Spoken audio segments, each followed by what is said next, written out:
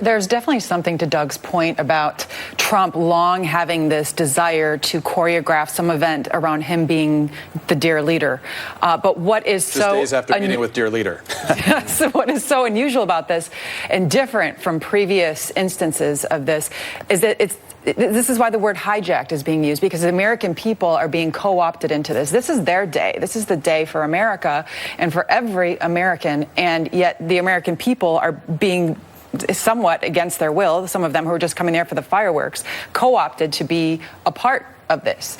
And then the second thing is the tanks. This is just not something that we see in most Western countries. This is more evokes Soviet images Union, of Iran, China, the Soviets.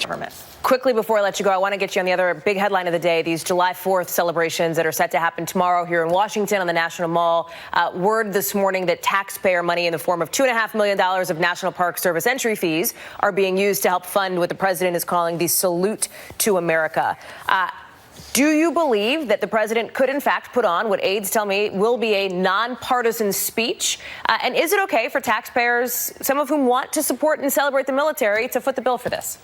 You know how the president needs to celebrate the military? Fill those vacant positions within Veteran Affairs that involve health services to our veterans. And I can tell you, just a month ago, people that actually, veterans that voted for him, said they were shaking their heads, saying, how is he doing this when we still have some of the longest waiting periods for veteran appeals, for veteran services? I have veterans in my district, in 13 congressional district, that have to wait months before they actually see somebody that can help them with their mental issues, with their health services issues, some that need home care. I mean, he needs to focus and put the people first. This is not a company, Mr. President. This is the federal government. This is government that's supposed to be about people. This is not a marketing department within some sort of company. You are not a CEO. You are President of the United States. Start acting like it.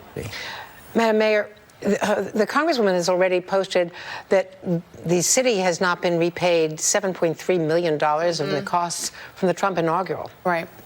And that's unusual.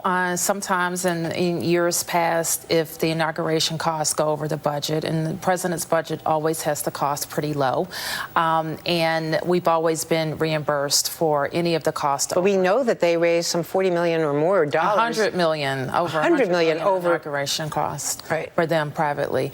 So we will continue to work with the Congress. We will continue to seek the reimbursement in our request to the federal government and expect that it will be worked out. What about traffic? Having been down on the mall for past July 4th, it's my favorite holiday, it's very difficult even to get everybody moved out, whatever Metro does. Right. Cars. Well, we're asking people not to drive, to use the Metro. And Metro does a very good job of getting thousands of people out very quickly.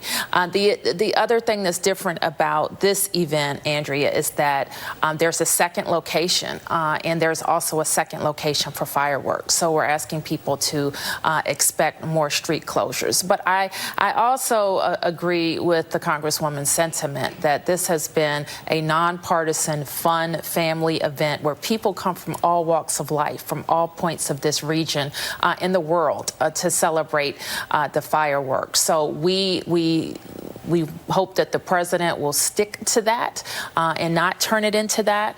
And we hope, too, that we never see the spectacle of our military force being on display as a show of force to our own people.